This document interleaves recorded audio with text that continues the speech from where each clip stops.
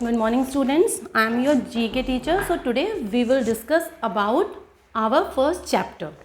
Okay, so our first chapter is word superlatives. What is the meaning of word superlative? Superlative word से हमारा क्या मतलब है? Okay, आपका ये फर्स्ट वीडियो है, आपकी फर्स्ट क्लास है जीके की. सो सबसे पहला हमारा चैप्टर जो है वो है वर्ड सुपरलेटिव. वर्ड सुपरलेटिव क्या होता है? इस दुनिया में बहुत सारी चीज़ें हैं, इस पूरी दुनिया में हमारे बहुत सारी चीज़ें हैं. कुछ चीज़ें छोटी हैं, कुछ चीज़ें बड़ी हैं. तो हमारा ये जो चैप्टर है ये वर्ड्स की जो बड़ी बड़ी चीज़ें हैं, लाइक रिवर है, माउंटेन है, ओशंस हैं या डेजर्ट हैं, ये सारी चीज़ें हमारे इस चैप्टर में आपको बताई जाएंगी. ओके, सो सबसे पहला हमारा जो पॉइंट है, जो टॉपिक है वो है highest mountain peak. Highest mountain peak, mountain से आप सब लोग अवेयर हैं. माउंटेन क्या होता है? जो बड़ी बड़ी पहाड़ियाँ होती हैं, जो बड़ी बड़ी पहाड़ियाँ होती हैं, दिस इज़ कॉल्ड माउंटेन. तो माउंटेन हमारे कौन कौन से हैं? आप लोग किसी भी हिल स्टेशन पे जाते हैं, आप लोग नैनीताल जाते हैं या आप शिमला जाते हैं, मनाली जाते हैं, कहीं पे भी आप जाते हैं, आप देखते हैं वहाँ पे बहुत बड़े बड़े हिल्स होते हैं, माउंटेन होते हैं, पहाड़ होते हैं, जिनको क्रॉस करके हम सिटी के अंदर एंटर करते हैं. लेकिन ये पहाड़ बहुत छोटे होते हैं जहाँ हम लोग घूमने के, जो टूरिस्ट प्लेस होते हैं. बहुत बड़े बड़े माउंटेन जो होते हैं वो क्या होते हैं? ऐसे माउंटेन जहाँ पर जाने के लिए बहुत ज़्यादा हिम्मत की ज़रूरत होती है. एंड फर्स्ट ऑफ ऑल वहाँ पर ऑक्सीजन की जो कमी होती जाती है. तो लोग क्या करते हैं, जो लोग जाते हैं माउंट एवरेस्ट पर, ठीक है, वो ऐसा नहीं है एक दिन में पहुंच जाए, उनको बहुत लंबा टाइम लगता है. प्लस वो अपने साथ ऑक्सीजन सिलेंडर लेके जाते हैं, क्योंकि जैसे जैसे हम ऊपर की तरफ बढ़ते हैं हमारा ऑक्सीजन लेवल कम होता जाता है. सो हाईएस्ट माउंटेन पीक क्या होता है? हर माउंटेन की अपनी एक डिफरेंट ऊंचाई होती है. हर माउंटेन एक जैसा नहीं होता है, कुछ कोई ऊंचा होता है, कोई छोटा होता है, ठीक है. तो ये क्या होते हैं? ये माउंटेन जो होते हैं ये डिफरेंट हाइट के होते हैं, ठीक है. ये क्या करते हैं? माउंटेन जो होते हैं ये हमेशा दो बॉर्डर को कवर करते हैं. मतलब एक बॉर्डर से स्टार्ट होते हैं और दूसरे बॉर्डर पर ये माउंटेन जो होते हैं वो जाकर फिनिश होते हैं. तो ये माउंटेन्स हमेशा टू बॉर्डर्स को कवर करते हैं और हमेशा दो बॉर्डर को डिवाइड करते हैं. सपोज मैं यहाँ खड़ी हूँ, आप वहाँ हैं, तो क्या होगा? अगर बीच में एक माउंटेन होगा तो वो हमारे बीच में क्या करेगा? हम लोगों को डिवाइड करेगा, हमारे एरिया को, कि मैं इस एरिया में हूँ और आप लोग उस एरिया में हो. तो जो माउंटेन होते हैं वो क्या करते हैं? वो टू एरियाज़ को कवर करते हैं और उसको डिवाइड करते हैं, ठीक है. यहाँ पर बहुत सारे माउंटेन हैं पूरे वर्ल्ड में, लेकिन मैं कुछ जो इम्पॉर्टेंट माउंटेन्स हैं आज उनके बारे में आपको सबसे पहले बताती हूँ, फिर हम अपने चैप्टर पे कंटिन्यू करेंगे बात. तो फर्स्ट माउंट जो हमारा है, जो माउंटेन है वो है mount Everest. Okay, mount Everest क्या होता है? माउंट एवरेस्ट एक ऐसा माउंटेन है जो आप सभी इससे अवेयर है. माउंट एवरेस्ट क्या है? सबसे ऊंचा माउंट एवरेस्ट होता है हमारा जो माउंटेन है. ये कहाँ पर है? ये नेपाल और तिब्बत के बॉर्डर को कवर करता है. माउंट एवरेस्ट जो है ये नेपाल और तिब्बत के बॉर्डर को कवर करता है. इसकी अगर हम हाइट फिट के हिसाब से बताएं तो फिट के हिसाब से इसकी हाइट होती है 29035. एंड अगर हम इसको मीटर के हिसाब से बताते हैं, फिट ना करके हम इसे मीटर में अगर मेजर करते हैं तो हमारा आता है 8850. तो ये हमारा माउंट एवरेस्ट जो है ये नेपाल और तिब्बत के बॉर्डर को कवर करता है. ये हमारा पहला माउंटेन हो गया. सेकेंड हमारा आता है माउंट K2. K2 क्या है? अब ये हमारे पाकिस्तान और चाइना के बॉर्डर को कवर करता है. जो माउंटेन K2 है ये चाइना और पाकिस्तान के बॉर्डर को कवर करता है. इसको अगर हम फिट के हिसाब से मेजर करेंगे तो हमारा आएगा 28250 और अगर हम इसे मीटर के हिसाब से कवर करते हैं तो आंसर आता है हमारा 8611. नेक्स्ट हमारा आता है माउंट, या माउंट को आप हम यहाँ पर माउंटेन भी कह सकते हैं.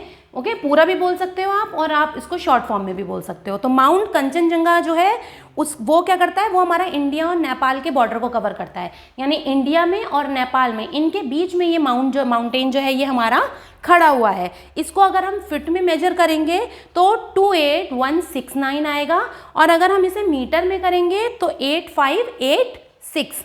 ओके, सो नेक्स्ट हमारा है माउंट लोथस.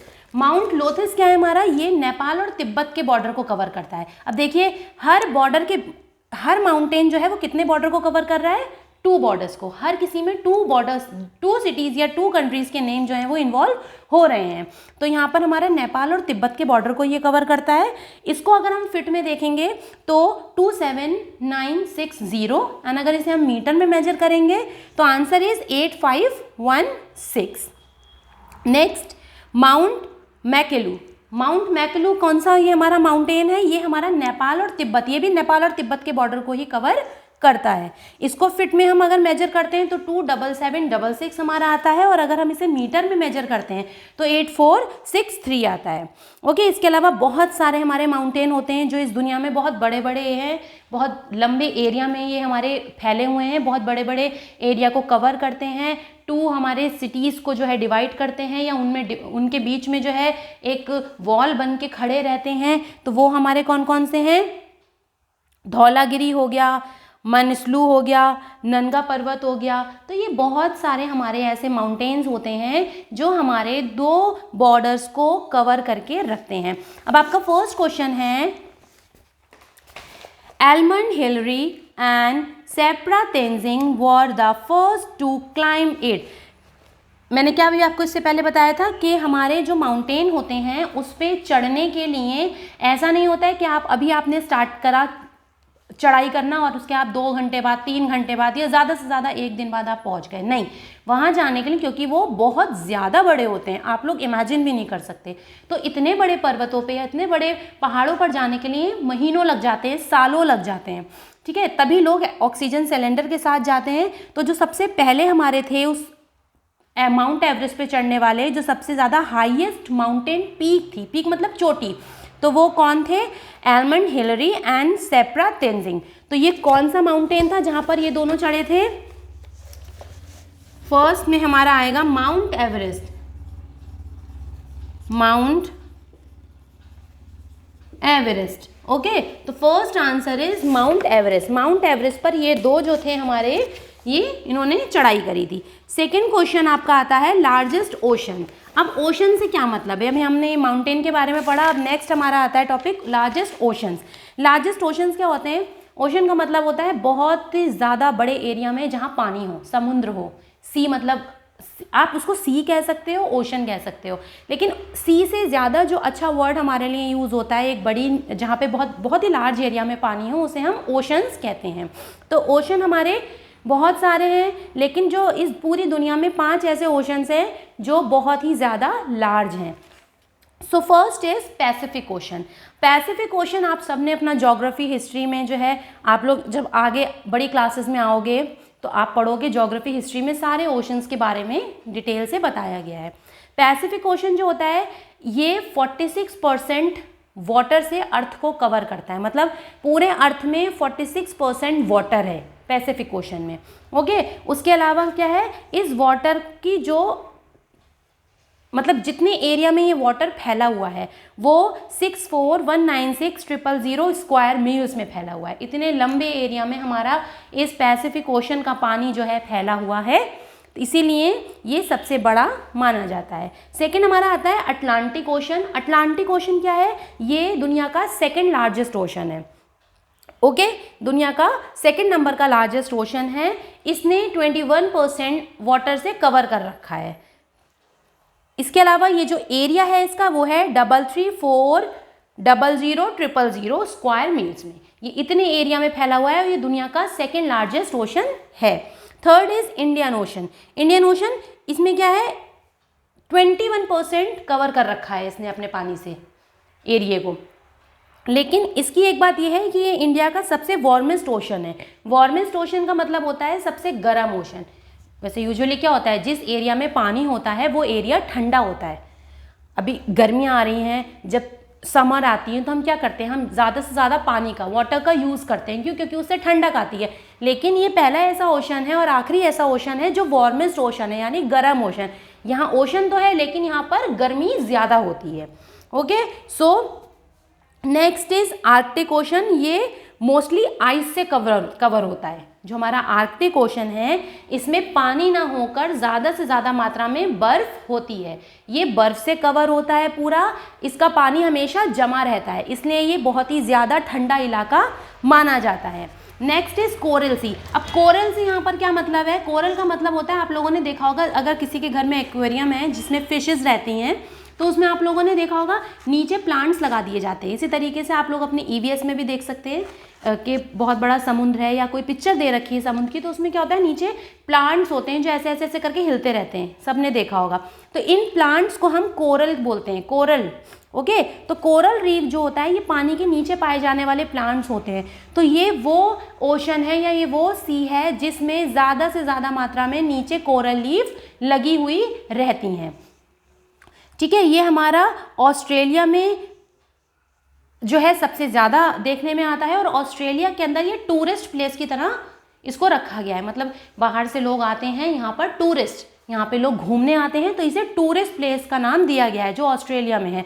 ये कहाँ पर है? कोरल सी जो है ये ऑस्ट्रेलिया के अंदर है, इसे टूरिस्ट प्लेस भी कहते हैं। ओके, सो नेक्स्ट आपका क्वेश्चन जो था बुक में वो था largest ocean, it is also the deepest and the oldest ocean in the world. ये दुनिया का सबसे पुराना ओशन है और सबसे ज़्यादा डीपेस्ट, सबसे ज़्यादा गहरा। मतलब इसकी गहराई कितनी है ये किसी को नहीं पता है, इतना ज़्यादा गहरा है ये।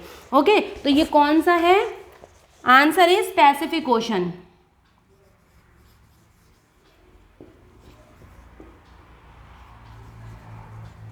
Okay, answer is Pacific ocean.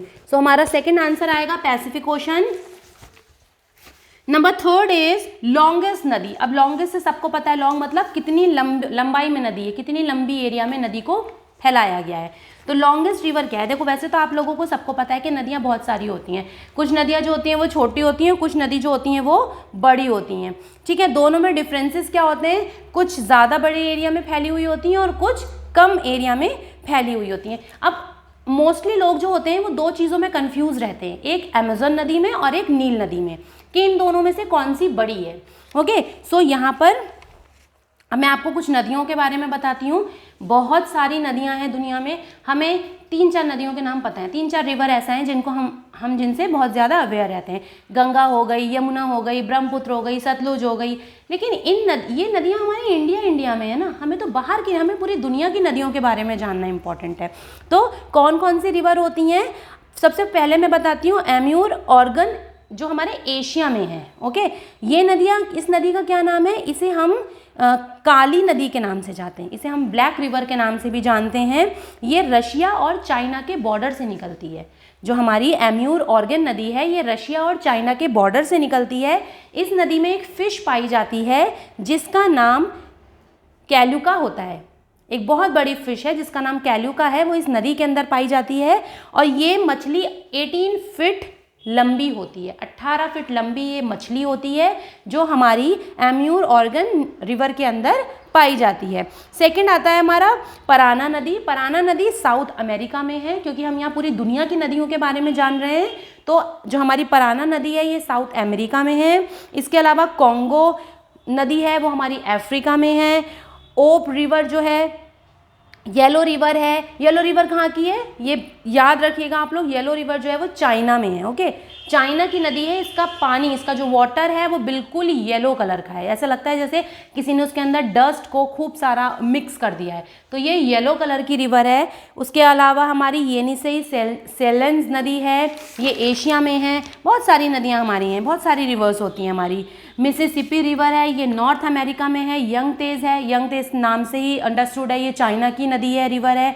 उसके अलावा अमेज़न, जहाँ पे मैंने आपको दो बातें बताई थी अभी कि अमेज़न और नील नदी, इन दोनों नदियों में हमारी कन्फ्यूजन रहती है। तो जो अमेज़न नदी है, आजकल देखा जा रहा है कि अमेज़न नदी का जो वाटर है वो बहुत ज़्यादा पॉल्यूटेड हो गया है। क्यों? क्योंकि लोग उसमें कुछ ना कुछ फेंक देते हैं, गंदा, उस नदी को गंदा कर रखा है लोगों ने। सही है। उसके बाद हमारा आता है नील नदी। नील नदी हमारी 2 टाइप्स की होती हैं, एक वाइट और एक ब्लू। एक का वाइट पानी होता है, एक का ब्लू पानी होता है। तो नील नदी जो है वो 2 तरीके की हमारी देखने में आई हैं। जो इजिप्ट और सूडान के लोग हैं, जो इजिप्ट और सूडान कंट्री के लोग हैं, उनके लिए इस नील नदी का पानी जो है वो प्राइमरी रिसोर्स बन गया है। मतलब उसी के पानी से ये लोग अपने जितना भी इनका वर्क होता है वो सारा करते हैं। तो ये पानी जो है उन लोगों के लिए बहुत इंपॉर्टेंट है, क्योंकि इसी पानी से उनका गुजारा चल रहा है। ओके, सो आपका जो क्वेश्चन था, क्वेश्चन नंबर 3, वो था longest river. So the world oldest civilization lived along the bank of this river. इस नदी के किनारे सबसे पहले लोग बसना शुरू हुए थे, वरना क्या होता है नदी के किनारे, रिवर के किनारे हम देखते हैं ज़्यादा लोग नहीं रहते हैं, लेकिन ये पहली वो नदी थी जहाँ पे लोगों ने अपना बसेरा करना शुरू करा, लोगों ने रहना शुरू करा था। वो कौन सी नदी थी? आंसर में लिखेंगे आप नील रिवर। ओके, नंबर 4 हमारा है स्मॉलेस्ट ओशन। अब मैंने आपको सबसे पहले लार्जेस्ट ओशन जब मैंने अभी आपको पढ़ाया है तो मैंने उसमें आपको सारे ओशंस के बारे में बताया था कि कौन सा ओशंस कहाँ है, कितने एरिया में फैला हुआ है, कैसा कैसा है, तो ये सारी चीज़ें मैं आपको बता चुकी हूँ अभी। अगर आप लोगों को याद नहीं है तो आप लोग वीडियो को एक बार पॉज करके दोबारा से स्टार्ट करके जहाँ से मैंने लार्जेस्ट ओशन के बारे में पढ़ाया है एक बार वो ध्यान से सुनिएगा। उसमें आया है कि स्मॉलेस्ट ओशन कौन सा है, तो स्मॉलेस्ट ओशन कौन में क्या आएगा आंसर में? It is also the shallowest ocean in the world. कौन सा है? Arctic ocean. आंसर लिखिए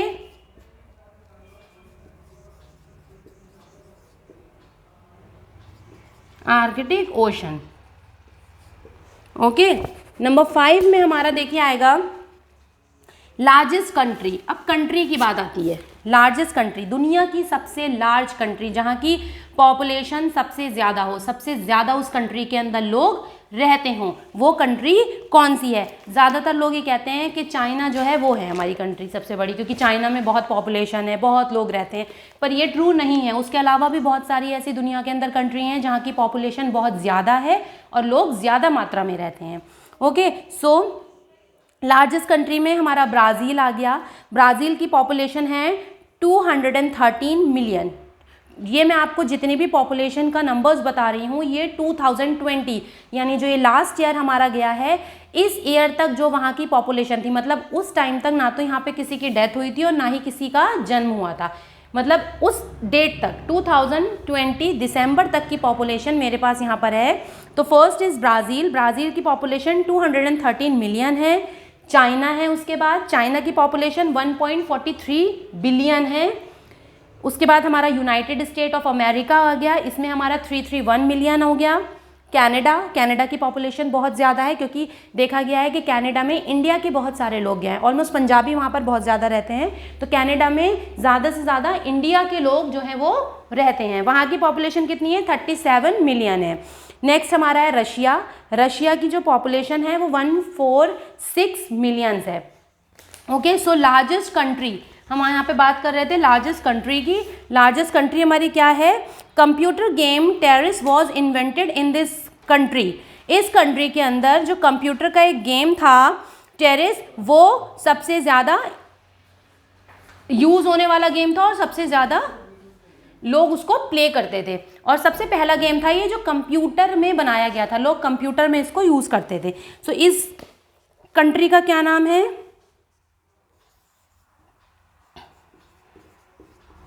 Russia. Okay, Russia is the largest country जहाँ पर टेरेस नाम का कंप्यूटर गेम सबसे पहले इन्वेंट हुआ था। ओके, तो आंसर इज रशिया। नेक्स्ट हमारा आता है नंबर 6, लार्जेस्ट हॉट डेजर्ट। अब डेजर्ट सबको पता है, रेगिस्तानी इलाके को हम डेजर्ट कहते हैं। लार्जेस्ट मतलब सबसे बड़ा और हॉट मतलब सबसे गर्म। वैसे तो जितने भी डेजर्ट एरिया होते हैं ये राजस्थान की तरफ आप चले जाएं, अगर हम अपने इंडिया के अंदर देखें, अपने इंडिया में हमारा जो कहते हैं ना जो डेजर्ट वाला एरिया होता है वो कौन सा है? राजस्थान के साइड आप जाइए, देखिए सब जगह रेगिस्तान है। और गर्मियों के दिनों में अजमेर है, राजस्थान है, जयपुर है, यहाँ पर देखा जाता है कि बहुत ही ज़्यादा हॉट वेदर होता है, बहुत गर्मी होती है वहाँ पर। तो वो गर्मी क्यों होती है? क्योंकि आसपास का जो इलाका है वहाँ पे ठंडक वाला कोई ऑप्शन ही नहीं है, सब जगह रेगिस्तान है, रेगिस्तान से गर्मी आती है। इवन वहाँ पर प्लांट्स भी ग्रो नहीं करते हैं जो रेगिस्तान वाले इलाके होते हैं। ये आप सभी को पता है, सिर्फ एक प्लांट ऐसा होता है जो रेगिस्तान के इलाकों में पाया जाता है और बहुत ही जल्दी ग्रो करता है, क्योंकि उस प्लांट को वाटर की नीड नहीं होती है। विदाउट वाटर वो प्लांट सर्वाइव कर सकता है। वो कौन सा होता है? हमारा कैक्टस, जिसे नागफनी बोलते हैं। ठीक है, कैक्टस का पेड़ जो है वो रेगिस्तानी इलाकों में ही ग्रो करता है। So hot desert. अब हमारे डेजर्ट भी बहुत सारे हैं। कौन कौन से डेजर्ट होते हैं हमारे? गोबी डेजर्ट है, अरेबियन डेजर्ट है, सहारा डेजर्ट है जिससे आप सब लोग जिसके नाम को जानते हैं, आर्कटिक डेजर्ट है। अच्छा, ज़रूरी नहीं है इस दुनिया में जितने भी डेजर्ट हैं वो सारे हमारे क्या हों, हॉट हों। कुछ डेजर्ट जो होते हैं वो कोल्ड भी होते हैं, मतलब ठंडे एरिया वाले डेजर्ट भी होते हैं। सो कोल्ड डेजर्ट में हमारा आर्कटिक डेजर्ट आएगा, ये आप नोट कर लीजिए। जब अगर कभी कोई ये पूछे कि ऐसा कौन सा डेजर्ट है जो कोल्ड डेजर्ट कहते हैं, जहाँ पे ठंडक होती है उस एरिया में, तो उसको हम कहते हैं आर्कटिक डेजर्ट। वो डेजर्ट जहाँ पे ठंडक होती है उसे आर्कटिक डेजर्ट कहते हैं। इसके अलावा अंटार्कटिका डेजर्ट आ गया। तो हमारा क्वेश्चन क्या था, this desert received only 8 inches of rainfall each year. Answer is Sahara desert.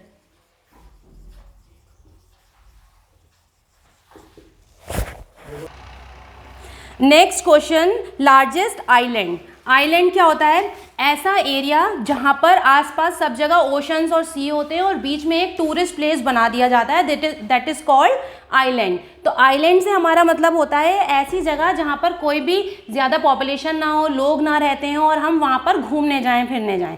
आपने देखा होगा बहुत सारे ऐसे आइलैंड हैं जहाँ पे लोग घूमते हैं, अपने पिकनिक मनाने के लिए जाते हैं, अपनी फैमिली के साथ जाते हैं। तो इस ऐसे एरिया को जहाँ पर पूरे एरिया में पानी होता है और बीच में एक छोटा सा एरिया ऐसा दे दिया जाता है जहाँ पे सिर्फ घूमने के प्लेसेस होते हैं, उसको हम कहते हैं आइलैंड।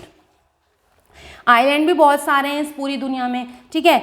बैफिन आइलैंड है जो कनाडा के अंदर है। मालदीव्स है, मालदीव्स आप सबने सुना होगा, सबने सुना होगा मालदीव। हम मालदीव जाते हैं घूमने। मालदीव एक ऐसी जगह है जहाँ पर ज़्यादातर इंडिया के लोग घूमने जाते हैं, अपनी फैमिली के साथ जाते हैं, फ्रेंड्स के साथ जाते हैं, सब लोगों के साथ जाते हैं, ओके। उसके अलावा ग्रीनलैंड है हमारा, न्यू गिनिया है जो इंडोनेशिया के अंदर आइलैंड है।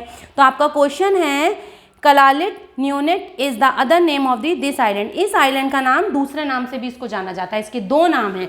तो वो कौन सा आइलैंड है, उस आइलैंड का नाम है ग्रीनलैंड, ओके, ग्रीनलैंड आइलैंड। जहाँ पे ग्रीनलैंड से ही आप लोग समझ रहे होगे, ग्रीन मतलब होता है हरियाली वाला जगह, है ना। तो ग्रीनलैंड का मतलब हुआ वो आइलैंड जहाँ पे सिर्फ ग्रीनरी हो, ओके, तो उसको हम ग्रीनलैंड आइलैंड कहेंगे। नेक्स्ट एंड लास्ट क्वेश्चन है, स्मॉलेस्ट कंट्री। स्मॉलेस्ट मतलब सबसे छोटी कंट्री। अब अभी आपने ऊपर पढ़ा था कि लार्जेस्ट कंट्री कौन सी है, जहाँ की पॉपुलेशन बहुत ज़्यादा है, वहाँ पे मिलियंस के हिसाब से लोग रहते हैं। अब हमारी बात आती है स्मॉलेस्ट कंट्री, यानी सबसे छोटी कंट्री जहाँ की पॉपुलेशन बहुत कम है। ये वर्ल्ड की बात हो रही है। अगर आप अपने इंडिया के अंदर देखें तो हम एक सिटी ले सकते हैं, गोवा देख लीजिए। क्या गोवा जहाँ हम आज रह रहे हैं उतना बड़ा एरिया है? नहीं, गोवा बहुत छोटा एरिया है, बहुत कम लोग वहाँ पे रहते हैं। वो सिर्फ एक तरीके से कहा जा सकता है कि वो सिर्फ एक टूरिस्ट प्लेस है, वो टूरिस्ट प्लेस है, ठीक है। तो गोवा भी हमारा स्मॉल कंट्री, वो सिटी हो गई। और यहाँ हमें बात करनी है स्मॉल कंट्री की। This country does not have single street address. This size of this country is about 0.7 square meals. ये बस 0.7 स्क्वायर मील्स में फैला हुआ है। यहाँ पर एड्रेस के लिए कोई गली नंबर, कोई स्ट्रीट नंबर हो गया या रोड नंबर हो गया, कुछ भी नहीं है, क्योंकि यहाँ पर मकान इतने कम है, यहाँ पे लोग इतने कम हैं कि इजीली उन लोगों को फाइंड आउट किया जा सकता है। तो यहाँ पे कोई स्ट्रीट नंबर वगैरह कुछ भी नहीं है। ये कौन सी सिटी है जहाँ की पॉपुलेशन सबसे ज़्यादा कम है इस वर्ल्ड में? वेटिकन सिटी,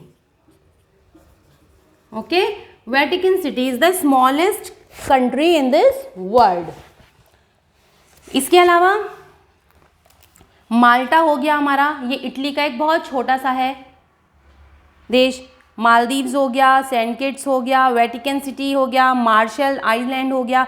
ये छोटी छोटी जगहें हैं हमारी जहाँ की पॉपुलेशन बहुत ज़्यादा कम है और यहाँ पे लोगों की जो रहने की संख्या, यहाँ पे लोग सिर्फ टूरिस्ट प्लेस समझ के जाते हैं, घूमते हैं एंड वापस अपने घर आ जाते हैं।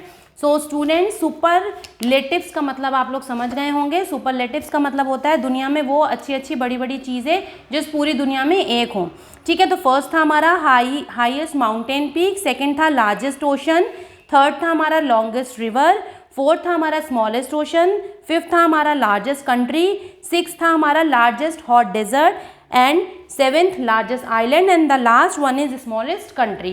इसके आंसर्स मैंने यहाँ पे लिख दिए हैं, लेकिन आप लोगों को ये समझाने के लिए लिखे हैं क्योंकि मैं इस पूरे चैप्टर की PDF आप लोगों को सेंड कर दूंगी। टाइमली आप लोग वर्क करके मुझे मेरे व्हाट्सएप नंबर पे सेंड कर देंगे। अगर कोई भी इशू आता है वीडियो में, कोई भी चीज़ आपको समझ में नहीं आती है, तो प्लीज़ वीडियो को पॉज करके उसको रिवाइंड करिएगा, दोबारा से पूरी वीडियो देखिएगा। हर टॉपिक का जो जो इम्पोर्टेंट पार्ट मैंने आपको समझाया है, आप चाहें तो आप उसको एक रफ कॉपी पे नोट डाउन करके उसे दोबारा से पढ़ सकते हैं। इससे आपका जो है इन फ्यूचर अगर आपसे कोई पूछता है कि जो भी हमारे माउंटेन है वो पीक है, क्यों है, कहाँ है, तो ये सब आपको चीज़ें, ये नॉर्मल सी चीज़ें हैं जो आपको पता होनी चाहिए। ओके, सो बच्चों ये चैप्टर हमारा फिनिश हुआ। नेक्स्ट क्लास में हम आगे के चैप्टर्स जो है वो एक्सप्लेन करेंगे। Okay, thank you so much, have a nice day.